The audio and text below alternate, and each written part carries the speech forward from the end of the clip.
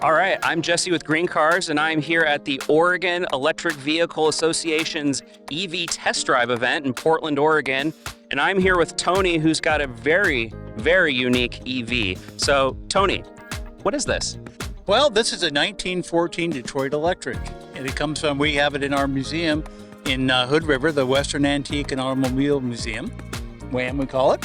So it's a 1914 Detroit Electric. That's super cool. So obviously this is a converted older car. Okay. So Converted all. This was originally fully electric vehicle. no way. Yeah. Okay. So how was this vehicle made? Well, actually, at the turn of the century, 30% of all cars sold were electric vehicles. So there were many electric vehicles at the turn of the century. So it was manufactured in Detroit by the Detroit Electric Company, which was previously the Anderson Carriage Company.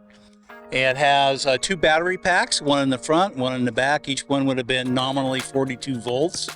It has a 3 horsepower DC motor, has 5 speeds.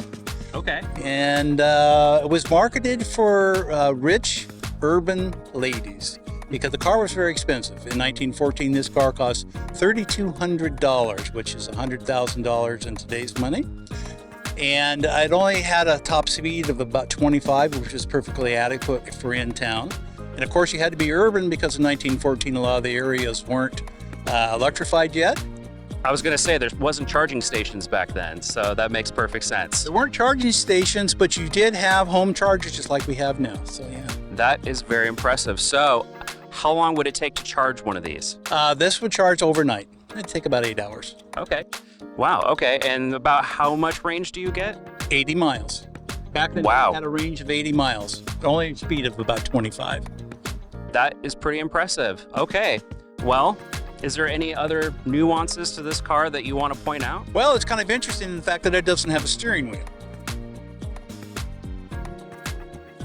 It has a steering tiller. Oh, okay. That's how you steer it. And it has a speed tiller, which it had 1 to 5 speeds that you could select, and that's how you made it go. Wow. Okay. And then you've got a pedal here on the floor, it looks like. Yeah, it does have a rear wheel brake. Also, this car was one of the very first cars to have curved glass windows in it. Wow. Unique, yeah. And it's even got like shades and stuff too. Glass interior lights, a bud vase, shades. It was a very luxurious car. And in fact, there's a car identical to this one in the Ford Museum because this is the car that Henry Ford's wife drove. She Wow. drove a Model T. She didn't want to hand crank it and she wanted it nice and quiet. Wow. That's definitely luxury. That's for sure. And so my next question is can we go for a ride? Absolutely. We'd All love to right. take you for a ride. All right. Let's do it. Well, the thing that's a little bit unique about this vehicle, it doesn't have a steering wheel. They have a steering tiller. So it's gone like this. We have a speed tiller where you had 1 of 5 gears that you could select. And actually, they're not gears. They're just different positions in the motor. And you were telling me that there's actually nothing like digital or anything like that about this car, right? Because it was before all that existed.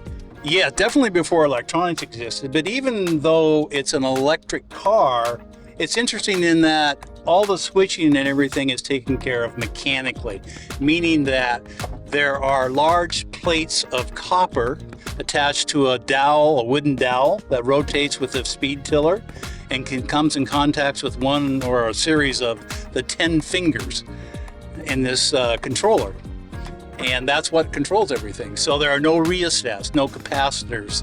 and All no completely mechanical, right? completely mechanical. That's amazing. Okay. And so you said that there was also a battery option, so you could actually get greater capacity. Correct. So this car came equipped with what are called Edison cells because they were designed, manufactured, and guaranteed for 80 years by Thomas Edison. Thomas Edison thought the electric vehicle was going to take off and be the wave of the future. And of course, he was correct, but he was 100 years too early. So he created his own cells, which are actually nickel iron cells. Okay. And they're very robust, very tough batteries that, in fact, could still be used 100 years later. People have said that the battery life on those is undetermined because all of them could be rebuilt and reused even now. You said these run on nickel, right? Nickel iron is the composition of the Edison cells. Right. So there's no lithium technology or anything like that at all. This is all before that. Way before that, yeah. That's amazing. So There's no lithium in these batteries, but there's lots of nickel and iron in some of the new formations. So Thomas Edison wasn't far off. that's amazing.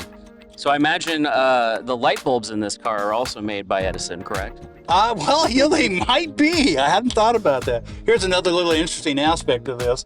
In order to make this car go backwards, you take the speed tiller, bring it up 45 degrees, and then you push it forward, and it makes you go backwards. So it's a little bit different. Again, it all comes down to the switching capability and the fact that we don't have any relays or anything like that. It's all mechanical. So there's a mechanical switch at the bottom. Okay. And I see down here you've got some buttons. What do those do? Those are individual buttons for the interior cut glass interior lights, our carriage lights, the headlights, one little light in the back. No stoplights or turn signals, but one little light in the back. How about cruise control? No cruise control, yes. Okay, so it was before that was invented then. That for sure. All right. Well, that was a really fun ride. I appreciate you taking us for a ride. And yeah, I think we'll talk to you later. Thank you very much, Jesse, for showing our vehicle. We're very proud of it, and we invite people to come out and visit us at the Wham Museum in Hood River. Definitely recommend it.